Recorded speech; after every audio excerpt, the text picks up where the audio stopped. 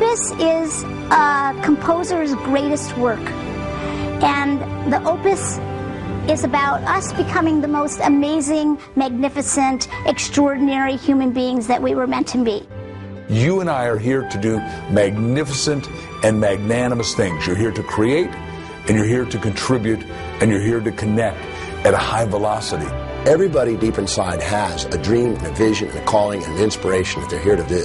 Anyone can do this, and it almost sounds cliche. Everybody says, oh, you can be whatever you want to be, you just got to have the dream.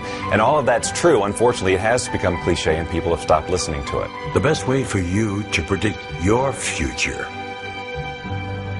is to invent it. It's up to you.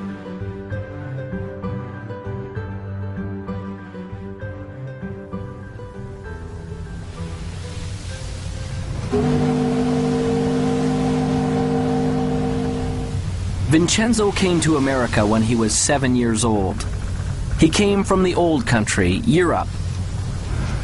When he got on board the boat that would take him to America, he had no idea he was about to encounter two things that would change his life forever. One was a new country. The other was a teacher and a violin.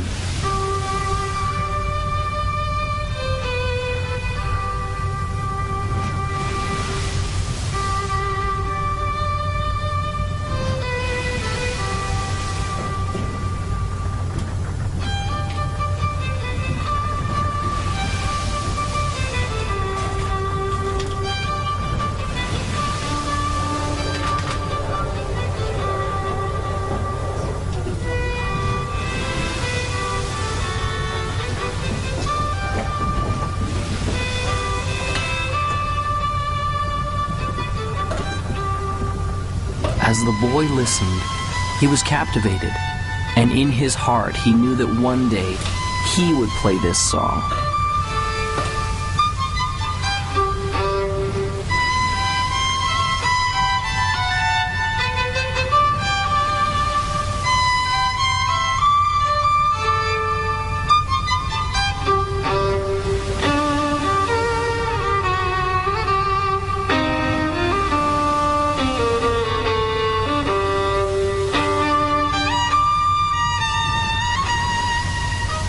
Vincenzo said that he wanted to play like that one day.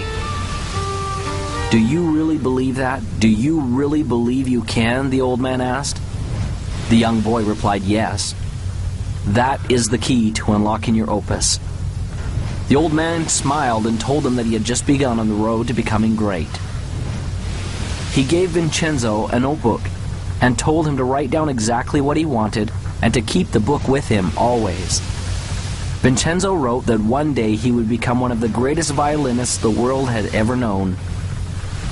The old man put his hand on the boy's shoulder. When you get there, don't stop. Remember, your opus isn't what you do. It will be the legacy of what you've become. Vincenzo did not understand. The old master smiled and said, one day you will.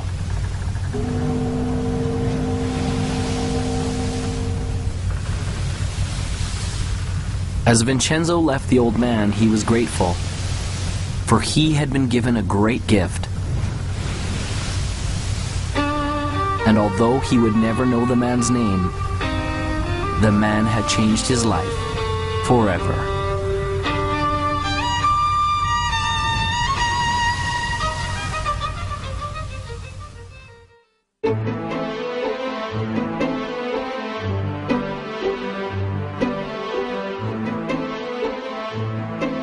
Vision is all about who you've decided to be.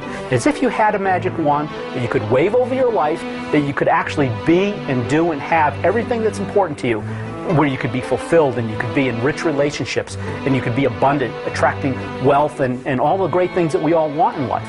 You know, you can start your, if you will, your path at a very early age or start it much later in life. I don't think it really matters when you start.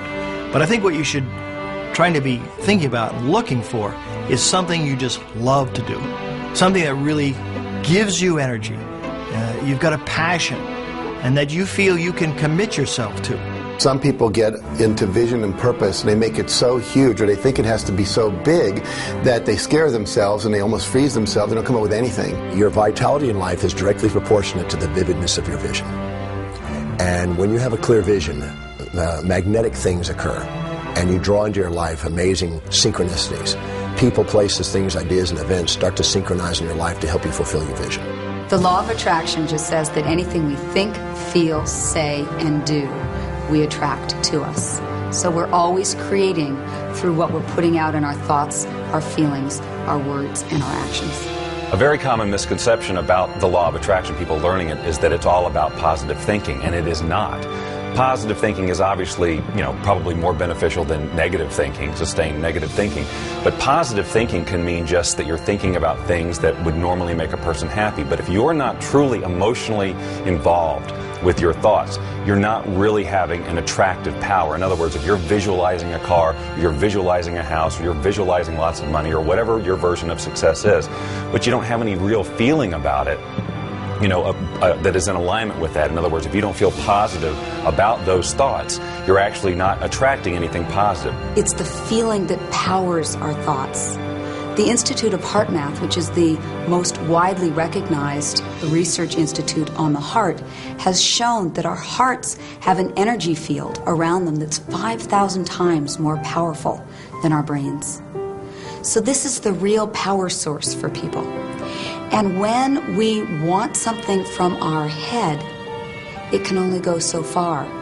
But when we power it with the feeling in our heart, the feeling of knowing that I can get it, the feeling of love behind that thought, then we are moved to the inspired action that will bring us what it is we're wanting. Anytime we set goals that are not congruent with our highest values, we're going to tend to not stay focused on them. We're going to keep going back to what's truly important to us. And so it's very crucial to set objectives that are congruent and aligned with the highest values, because when you do, you don't require outside motivation. You're inspired from within. I work with teens every day. I've worked with thousands of teenagers all over the country. And what I know to help teenagers love and believe in themselves and have that success-driven vision that so many adults have is the very first thing you have to do is be original. Be yourself. Don't conform. Don't transform. Find your own original gifts. You have them. You have so many. And lead with those. Belief in yourself is the first step to anything great. If you don't believe you can do it, you're finished even before you get to the starting line. You see it all the time in grade school. The kids line up to run the 100-yard dash.